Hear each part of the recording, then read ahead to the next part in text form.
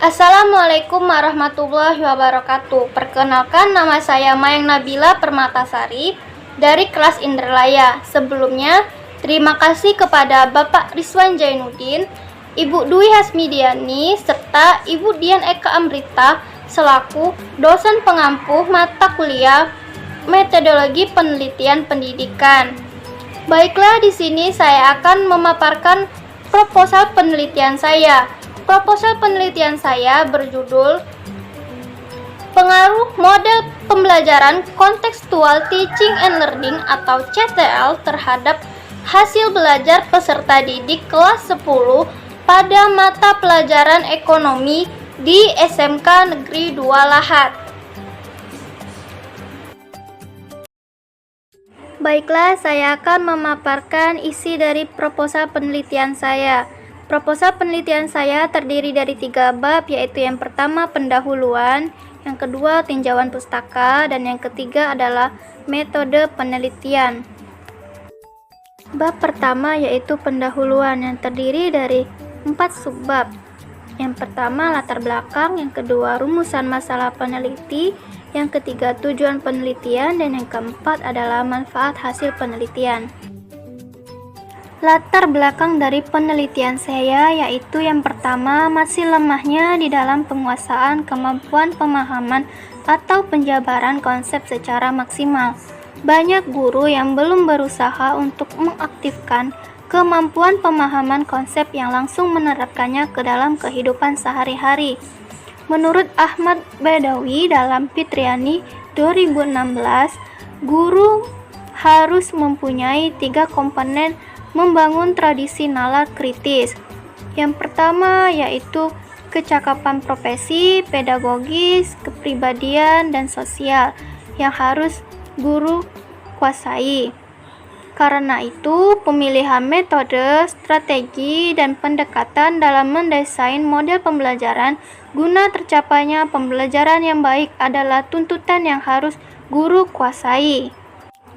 Keadaan SMK Negeri 2 Lahat sendiri sudah mempunyai sarana dan prasarana yang mendukung, sudah menggunakan kurikulum 2013 dan sudah cukup kondusif untuk terciptanya proses pembelajaran yang aktif khususnya pada mata pelajaran ekonomi.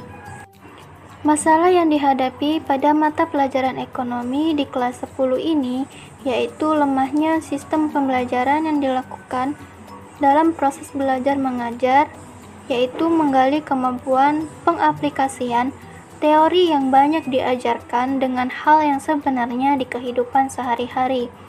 Metode atau model pembelajaran yang digunakan dalam proses pembelajaran ini masih terbilang konvensional atau ceramah dan pemberian tugas.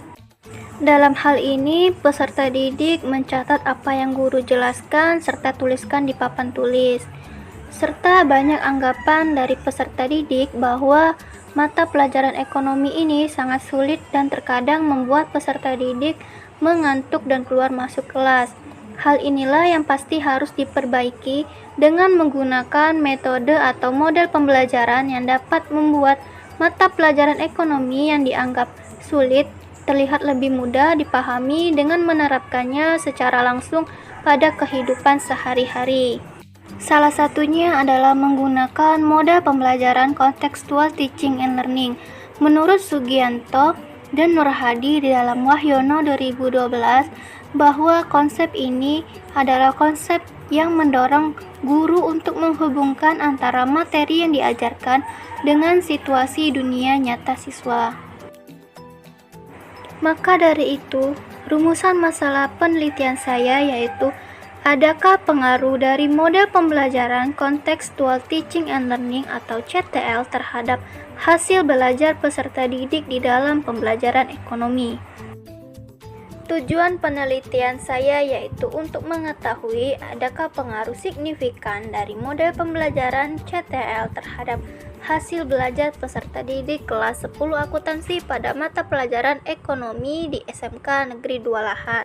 Selanjutnya yaitu manfaat penelitian. Manfaat penelitian sudah saya cantumkan 3 manfaat yang akan diambil dari penelitian saya. Bisa kalian baca sendiri. Bab kedua yaitu tinjauan pustaka. Yang pertama, model pembelajaran kontekstual teaching and learning. Menurut Handayama 2016, model kontekstual merupakan model dengan konsep belajar yang membuat guru mengaitkan antara materi yang diajarkan dengan situasi nyata. Yang kedua yaitu hasil belajar. Dari pendapat para ahli dapat disimpulkan bahwa hasil belajar merupakan perubahan dalam diri siswa dari segi pengetahuan, sikap, keterampilan yang diperoleh siswa ketika melakukan proses pembelajaran.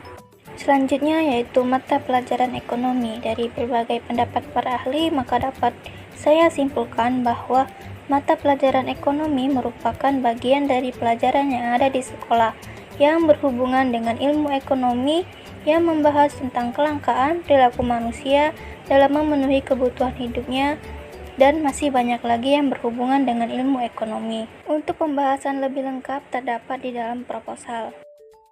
Di dalam tinjauan pustaka juga terdapat kerangka berpikir, hasil penelitian yang relevan, dan juga hipotesis. Untuk hasil penelitian yang relevan, sudah saya buat 10 hasil penelitian relevan yang ada di dalam proposal. Ini adalah bagan kerangka berpikir yang telah saya buat. Bisa teman-teman lihat sendiri di dalam slide. Untuk hipotesis penelitiannya, peneliti akan mencari adakah pengaruh signifikan atau tidak adakah pengaruh signifikan penerapan model pembelajaran CTL terhadap hasil belajar peserta didik kelas 10 akuntansi pada mata pelajaran ekonomi di SMK Negeri 2 Lahat. Selanjutnya adalah bab yang ketiga, yaitu metode penelitian. Nah, jenis penelitian saya yaitu penelitian korelasional. Penelitian korelasional merupakan penelitian yang dilakukan dalam berbagai bidang, diantaranya pendidikan, sosial, maupun ekonomi. Untuk tujuan penelitian ini yaitu untuk mengetahui pengaruh model pembelajaran CTL terhadap hasil belajar peserta didik kelas 10 akuntansi pada mata pelajaran ekonomi di SMK Negeri 2 Lahat. Selanjutnya yaitu variabel penelitian. Di dalam penelitian saya terdapat 2 jenis variabel. Yang pertama, variabel bebas yang dilambangkan dengan huruf X, yaitu model pembelajaran kontekstual teaching and learning. Nah, untuk variabel terikatnya adalah hasil belajar siswa yang dilambangkan dengan huruf Y. Selanjutnya adalah populasi dan sampel penelitian. Nah, populasi menurut Widayanto merupakan suatu kelompok atau kumpulan objek yang digenerasikan dari hasil penelitian. Dalam hal ini yang menjadi populasi dari penelitian saya yaitu siswa kelas 10 SMK Negeri 2 Lahat yang berjumlah 353 orang yang terdiri dari 6 jurusan. Bisa kalian lihat di dalam tabel, itu merupakan populasi dalam penelitian saya. Kemudian adalah sampel penelitian. Sampel merupakan bagian terkecil dari populasi yang akan diteliti. Nah, dalam penelitian ini peneliti menggunakan teknik sampling yaitu non-probability sampling yaitu purposive sampling. Sesuai dengan teknik sampling yang saya gunakan yaitu purposive sampling, yang dimana sampel ini saya pilih karena di kelas 10 akuntansi ada pelajaran ekonomi dan sesuai dengan tujuan dan permasalahan saya yaitu hasil belajar pada mata pelajaran ekonomi. Jadi saya menetapkan kelas 10 akuntansi yang berjumlah 30 orang sebagai sampel saya. Selanjutnya adalah teknik pengumpulan data. Teknik pengumpulan data merupakan alat bantu yang dipilih dan digunakan oleh peneliti dalam kegiatannya mengumpulkan data agar kegiatan tersebut menjadi sistematis dan lebih mudah. Teknik pengumpulan data yang akan saya pakai dalam penelitian yaitu observasi, teknik tes hasil belajar, angket, dan dokumentasi. Ini adalah kisi-kisi dari instrumen tes. Nah, dalam penelitian ini peneliti mengambil teknik tes berupa tes uraian sebanyak 5 soal yang terdiri dari C1 sampai C3 untuk melihat hasil belajar dari peserta didik. Untuk lebih jelasnya mengenai tes ini sudah saya lampirkan di dalam proposal. Ini adalah kisi-kisi instrumen angket. Saya menggunakan angket untuk melihat respon dari peserta didik tentang penerapan model pembelajaran kontekstual teaching and learning dalam proses pembelajaran. Untuk lebih jelasnya mengenai angket yang telah saya buat berupa butir-butir pernyataannya telah saya lampirkan di dalam proposal. Selanjutnya adalah teknik analisis data. Penelitian saya bersifat asosiatif, yaitu menghubungkan atau untuk mengetahui adakah pengaruh model pembelajaran kontekstual teaching and learning terhadap hasil belajar peserta didik. Teknik analisis data yang saya gunakan adalah analisis kuantitatif dengan bantuan statistik. Data-data tersebut merupakan hasil pengumpulan data dari tes tertulis yang saya lakukan untuk mengukur hasil belajar peserta didik. Dari sampel tersebut, maka terlebih dahulu saya akan melakukan uji prasyarat, yaitu berupa uji normalitas, uji linearitas, dan keberartian regresi. Kemudian baru saya akan melakukan uji hipotesis. Nah, jika setelah melakukan uji prasyarat diketahui data berdistribusi normal, maka dapat menggunakan statistik parametris. Dan jika data berdistribusi tidak normal, maka saya akan menggunakan statistik non-parametris. Berikut teknik analisis data yang saya gunakan, yaitu uji prasyarat berupa uji normalitas data dan uji linearitas dan keberartian regresi, kemudian baru melakukan uji hipotesis. Pertama yaitu uji normalitas data. Uji normalitas data bertujuan untuk mengetahui apakah sampel yang diambil berdistribusi normal atau tidak.